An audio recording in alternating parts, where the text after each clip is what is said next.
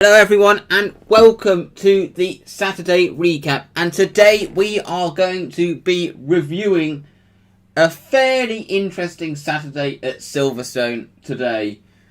We saw 4 sessions take place, which I'm going to cover. We saw F1 had their practice 3 and qualifying, whilst Formula 2 and Formula 3 had their first race of the weekend. So let's go in to the main event of the day, which was the qualifying session, which took place at Silverstone. Which obviously took place at Silverstone today for round 4 of the 2020 Formula 1 World Championship.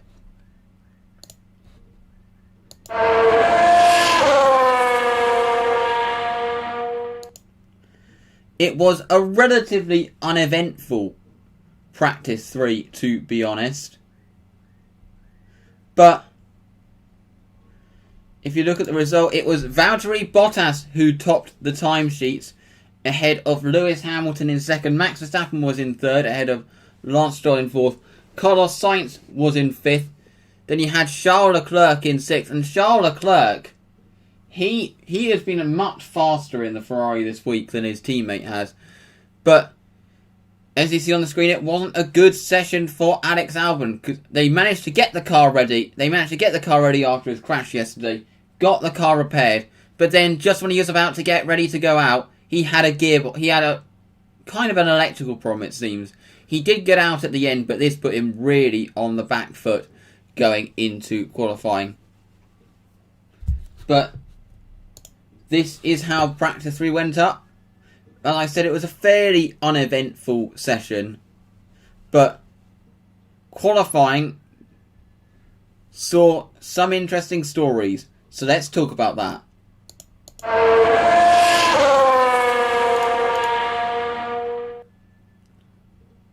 So now talking about qualifying, and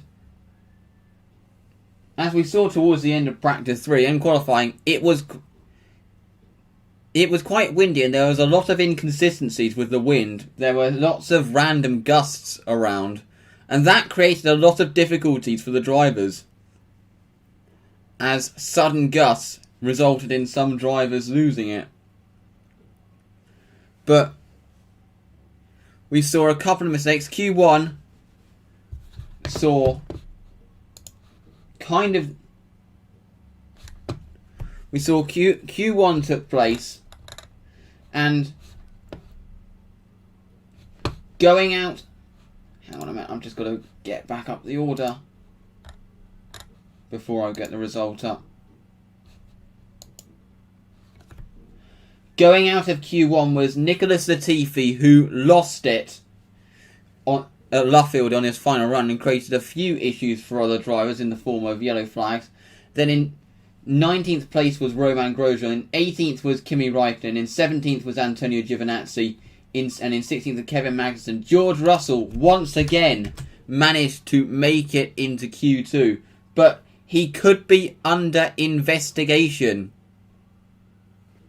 for failing to slow under yellow flags. Now, he believes he has a legitimate case that he did slow down, and that he will be able to prove to the stewards that he did slow down under yellow flags. And actually looking at the replay, Latifi had just got going when he went round, so he might be a little bit lucky. It obviously depends on if there were yellow flags actually being waved. If there were and he didn't lift off, then obviously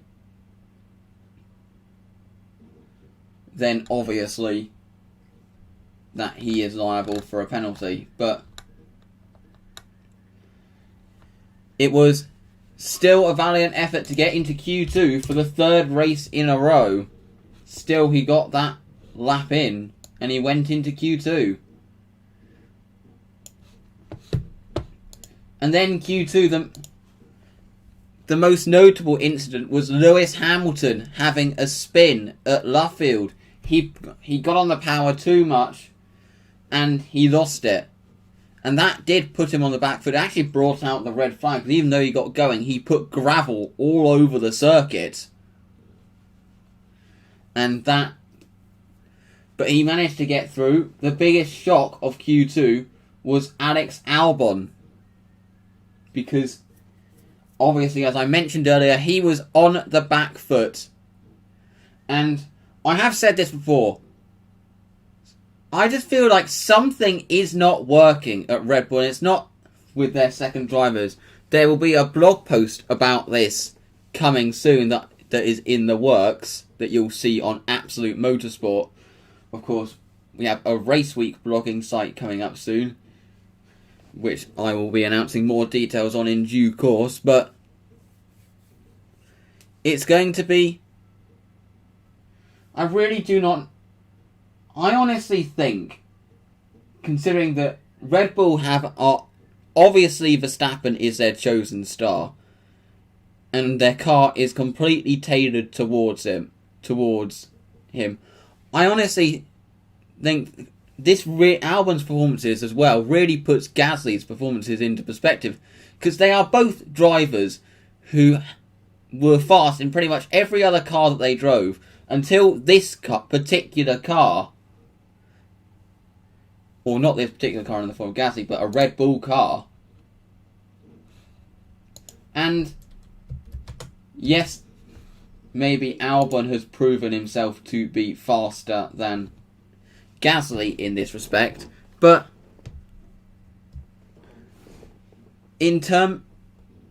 both have underperformed compared to Verstappen. I honestly think that putting a young driver in and having them drive and expecting them to be instantly on the pace of one of the biggest talents in Formula 1 at the moment, in a car that's completely tailored towards him, is quite an ask for a young driver.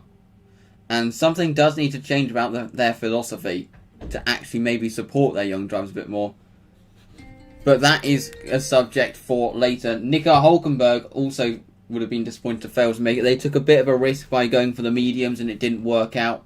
But it seems that Racing Point will prefer to qualify in the out of the top 10 and have a choice of tyres. Start on the medium tyre rather than start in the soft in the top 10. Hence why they may be taking that risk. And Lance Stroll just scraped in because him and Gasly actually set an identical time. But because Stroll had set his time first, that was in favour of Stroll. But out of Q2 was Gasly, Albon, Hülkenberg, Kvyat and Russell. Kvyat serves a 5-place grid penalty, so he drops to 19th on the grid. Then he had Q3. In 10th place on the grid, he had Sebastian Vettel, which to be honest, I think he might take P10, considering that his performances over the weekend gave the feeling that he'd be lucky to make it into Q3. Then he qualifies just behind the two Renaults of Daniel Ricciardo and Esteban Ocon, who qualifies in 8th. Carlos Sainz will start in 7th behind Lance Stroll. And Lando Norris, a really good lap from him to get into 5th on the grid.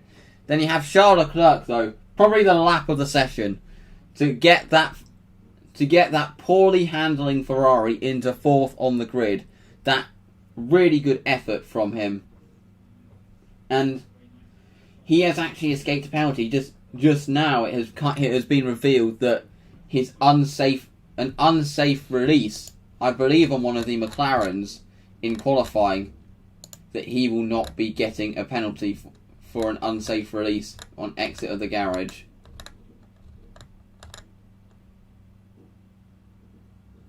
Who was released in the past? Lance Stroll, wasn't he? I have quite a short memory, but Charles Leclerc will start in 4th, just by Max Verstappen. The two Mercedes were a second up on the rest of the pack. That car is incredible. And both cars were easily into the 24s, which no one had ever done before until today around Silverstone in a Formula 1 car. In 2nd place, but Lewis Hamilton once again just had the edge over Valtteri Bottas, and he took pole position.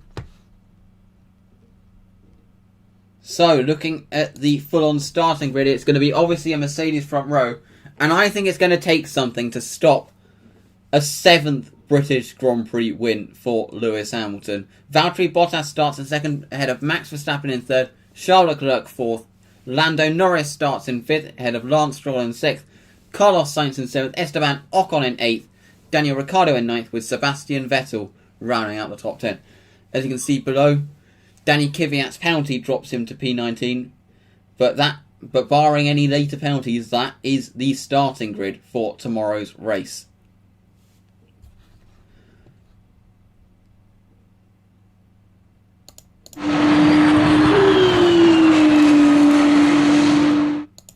Just now we had the Formula 2 race take place, but there was drama immediately but just before the race got underway. Second place Callum Ilott, who after really bad qualifying for Robert Schwartzman was poised to take advantage. He stalled on the grid on the formation lap, and he had to start from the pit lane. It was Felipe Drugovich on pole, but he got a very bad launch, and he let Mick Schumacher through, who got a lightning start. He took the lead. Obviously, Drugovich actually had decided to do the alternate strategy, which could explain his poor start. And Nikita Mazepin also got through, and he then lost out to Lundgaard as well.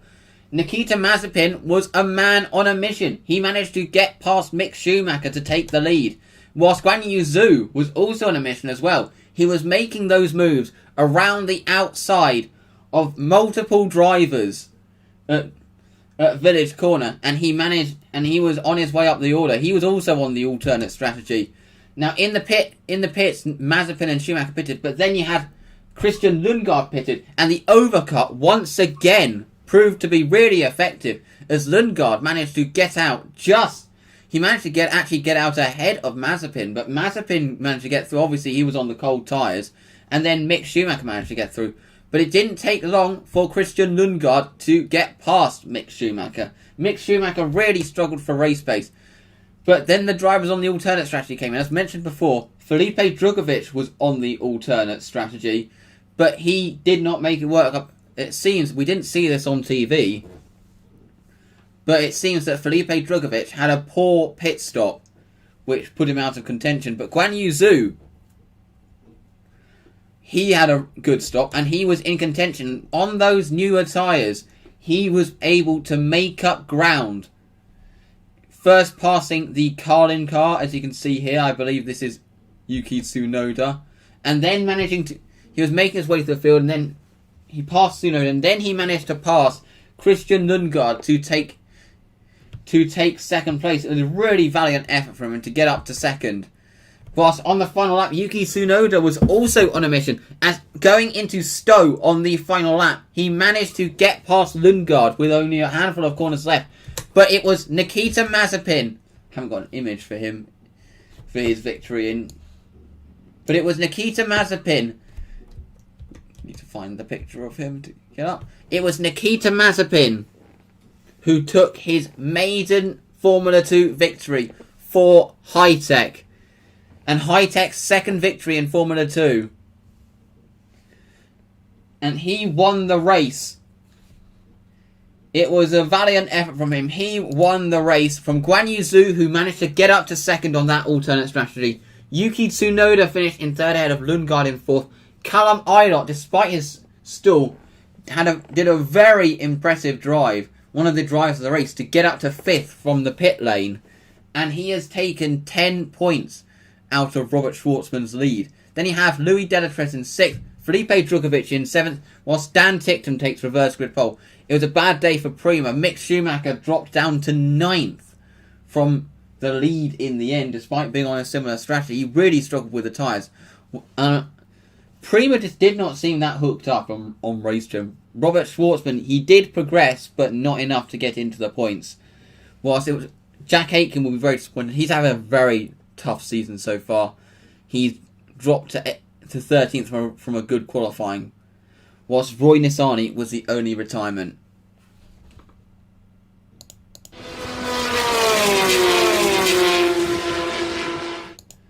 And the day opened up with the Formula 3 race, which saw Logan Sargent on pole position. And it was an incident-packed race. He led the way going into the first corner, ahead of the likes of Lawson, whilst it was getting quite close behind with, as you can see, you had Piastri, Futrell and Vesti going side by side. But Futrell lost out as he was pushed wide on the first lap, which dropped him down the order. Liam Lawson was not hanging around as he managed to get past Logan Sargent to take the lead. To take the lead, whilst he had a lot of battling behind. You had the likes of Verschoor making some incredible moves. He managed to make it round the outside of Smolia at Beckett's, as you can see there, Zendelli ahead. Then Oscar Piastri managed to get past Logan Sargent, and he was on the back. And then he caught up to the back of Liam Lawson. And once again, for the second year running, in the first Silverstone race in Formula 3, you had a Prima attacking a high-tech for the lead. And it got very close. You can see Piastri actually got a bit of air trying to get past him. And then, once again, in a first race of Silverstone, we had a safety car midway. As you had an incident, you had Viscal was going side by side with Ben Barnicoat, but they made contact.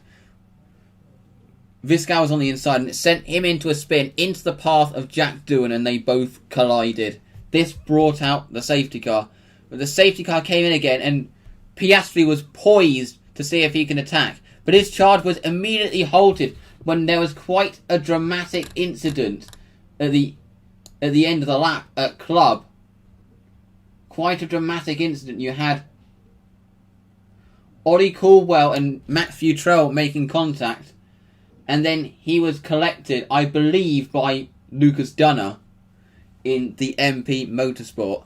And that severely damaged Caldwell's car. It was good that all the drivers were okay. That could have been nasty had it been a different part of the car that was impacted. But thankfully all the drivers came out okay. The race finished under the safety car, and Liam Lawson took the win, despite a bit of an amusing moment on pit entry, because when the race finished under the safety car, the cars were actually taken into the pits at the end of the final lap, and it seemed to catch Liam Lawson out quite a bit. But he still took the win. It was a good day for Hi-Tech.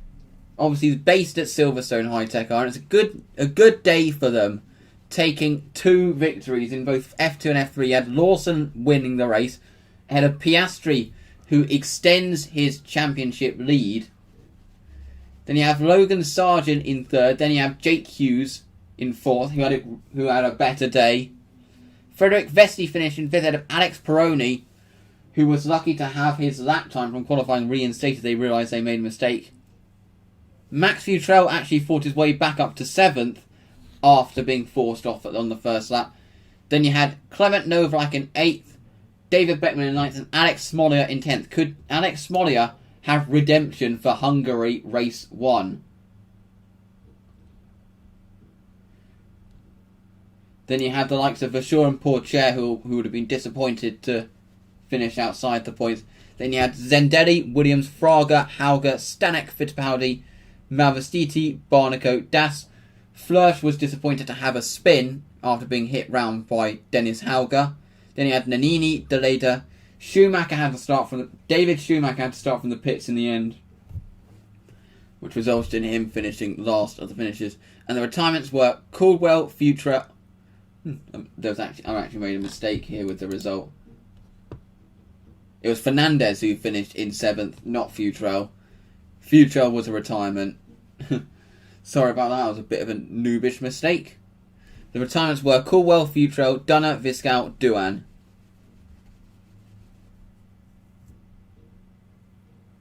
So, that was the Formula 3 race.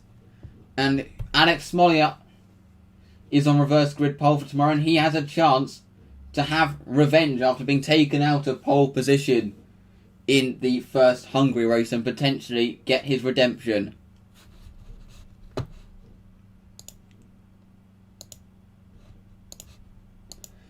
So, that is it. So, what should we expect for tomorrow? The feeder series races showed some interesting parts. In the race, we should expect Silverstone, I have always said, is one of the best tracks for close racing. Because both major overtaking zones, it's easy to get alongside, such as the Hangar Straight and the Wellington Straight. It is easy to get alongside before the corner, but actually making the move stick, you have to work to make it, because it's also easy for the driver to defend the position, and it's always a battle between the two drivers usually. And that's why this track is really optimised. It's easy to make a passing attempt, which obviously drivers will do, whether it's easy or not, if they get the chance. But making it stick is another matter, rather than just breezing past for DRS. And I think that's going to be a theme, because also it's not just the big straights, but you also had overtaking zones in such corners such as Village. You saw some outside passes on traction going into the loop, and we could see that in the Formula 1 tomorrow. Particularly in Formula 2, that was a commonplace. But can anyone stop the mighty Mercedes tomorrow?